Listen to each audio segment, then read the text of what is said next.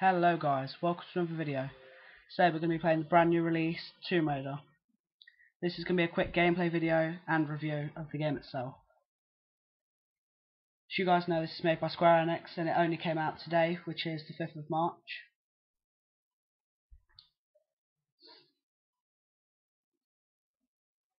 I've not played this game at all whatsoever. However, I have seen gameplay from my girlfriend, XMuchaX, who's played it a bit more than I have, and this is actually her copy of the game, who she's kindly letting me borrow. So that's pretty cool. Okay, just change the brightness so it's good for you guys.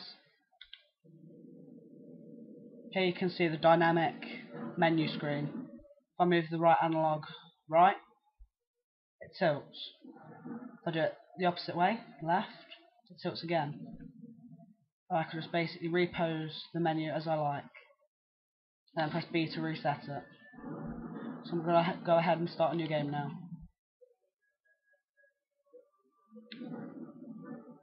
There's been no DLC installed or anything, but we are going to be playing without much sound, and it will just be me talking, as the audio on my capture card isn't doing too great at the minute, but that shouldn't miss out too much. But the graphics in this game seem to be brilliant, from both gameplay I've seen and from cinematics I've been watching.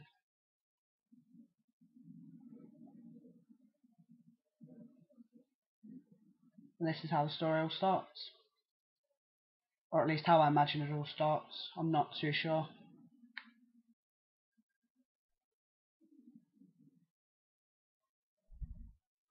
If I suddenly go quiet, it's because I'm paying attention to the video, as it's damn good cinematics. Definitely Square Enix's finest work. I mean, the last game I saw like this was probably Deus Ex for cinematics. But this is like next gen quality for graphics. It is amazing. It's even better to be watching in HD. If the video's not already on HD for you guys to put it on HD, I recommend doing so. I mean, it looks gorgeous.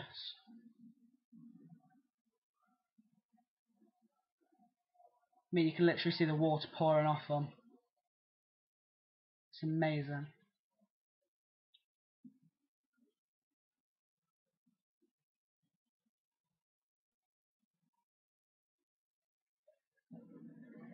Okay, so now we're into gameplay graphics.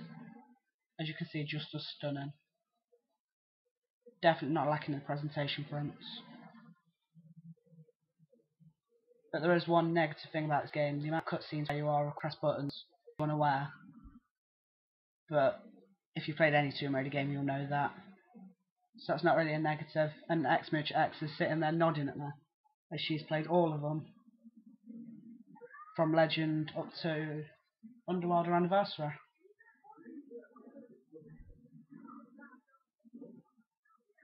This is the crew you washed up with. You'll find out more about them later, but I'm not going to reveal that until either I play up to it or you guys find out for yourselves. Because that's quite a big part of the story, I imagine. There you go, guys, Square Enix. And I believe Crystal Dynamics had something to do with this, but I'm not too sure what. I think they're just the publishers, but Square Enix are the developers. But you can't quote me on that, as I'm not an overly huge fan of the Tomb Raider games, but I was looking forward to this for quite a long time. And it's definitely caught my attention despite the fact I don't really like these kind of games. But this bit I really dislike. So if I make any gasps or disgusted sounds, you'll understand why when you see it. It's not nice.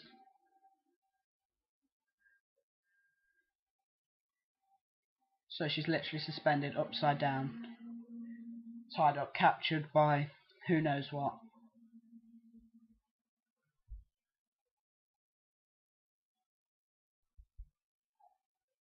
And this is where the gameplay starts, guys.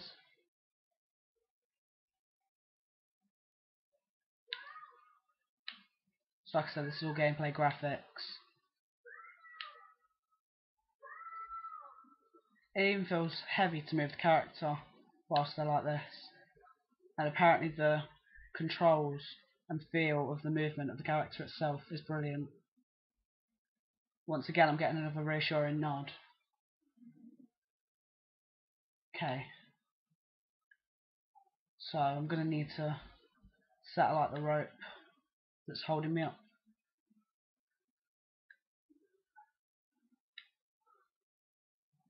But you can see she doesn't want to do this. This isn't like the other Tomb Raider games where she'd happily jump into any action. And this is the scene that gets me. Oh, it makes me feel sick every time I watch that. And this is where the movement's apparently really smooth. Oh. As you can see, no graphics spared whatsoever there. The control and movement is brilliant. Nothing short of fantastic.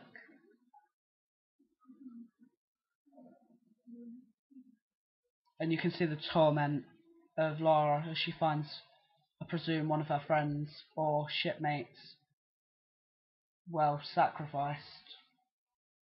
So it's not a good experience for her or for the person playing themselves. I'm literally sitting at the edge of my seat, worried about what's going to turn up at the next corner, even though I know it's that good.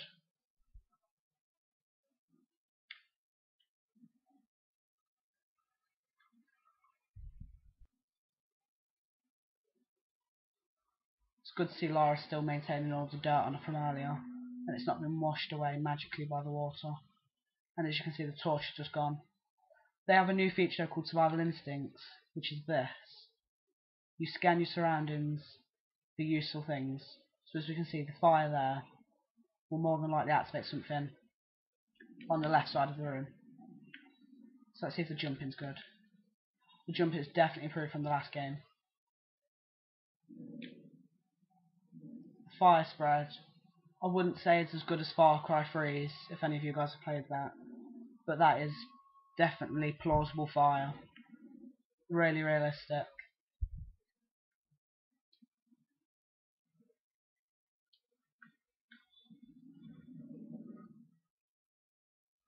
You can see the pain she's in from her earlier wound. Another one of these action scenes now.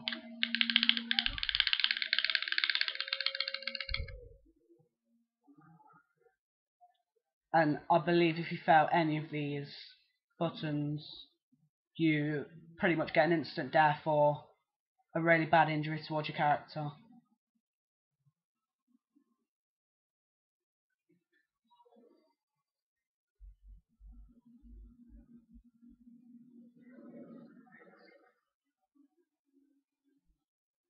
Okay, so we're underwater now, and the water is beautifully presented. This is such an impressive game. As I said, I'm not really a fan of these games, and I definitely didn't like the look of this when I saw the gore. But this is definitely, this and Bioshock Infinite are definitely the games of 2013 for me so far. Once again, Torch is out, and she's still in pain holding that wound. The voice synchronization to face is really good. Those picky about graphics and things like that will not be downhearted by this at all. Okay, so now, like the classic puzzles, got to work it out, but they've all got a twist now. I can find out things I wouldn't normally be able to find out.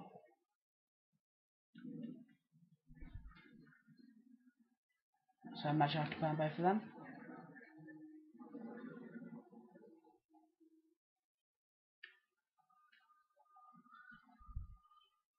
But apparently there was a lot of controversy caused by the first few action scenes, as it was depicted as her being raped, and this caused an uproar amongst fans, but then was obviously explained by later videos that that's not at all what was going on. And what I've seen, it's brilliant and not disgusting or vile, but it's definitely good.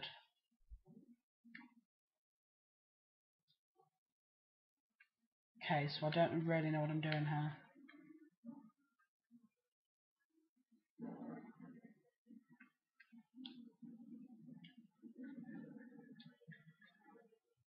Oh, there we go.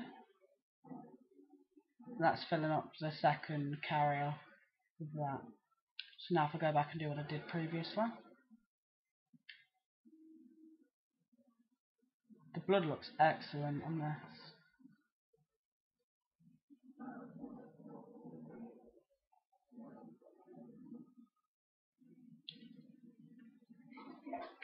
Okay, was I supposed to set fire to that stuff first? Let's try again. But this time let's try with fire. Okay, so yeah, there's still a few things in there.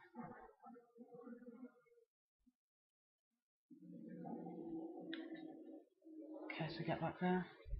As you can see, the puzzles are quite hard, but with the gameplay you're happy to return to the puzzles. It's not going to frustrate you or anger you at all.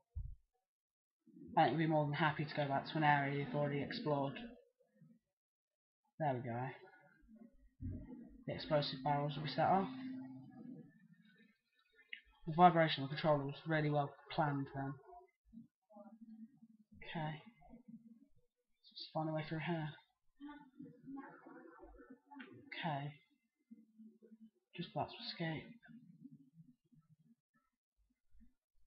I believe this is the way out. No, of course not. It's a Lara Croft game. Nothing's that simple.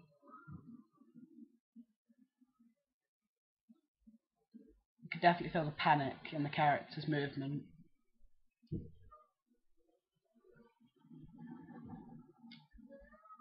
It's really impressive, guys. Even if you don't want to purchase this game, it's definitely worth renting or borrowing from someone you know.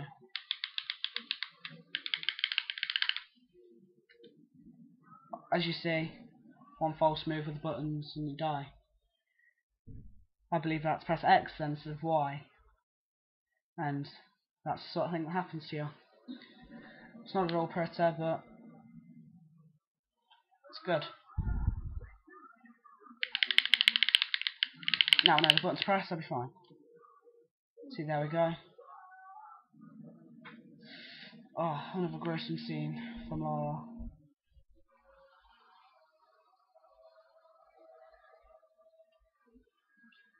But what's good is it's not the classic mechanisms in a tomb that crush Lara, but more nature itself crumbling around her this time, which is new to the series of games. And you probably expect that from a prequel like this.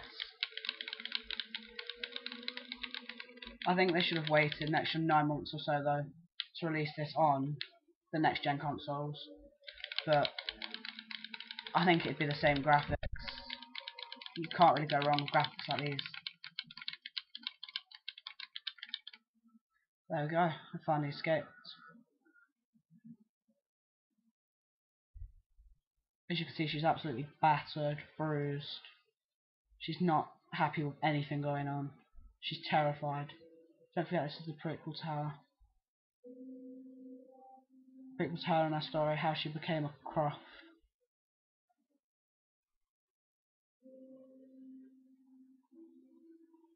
You can see the wreckage of a plane there.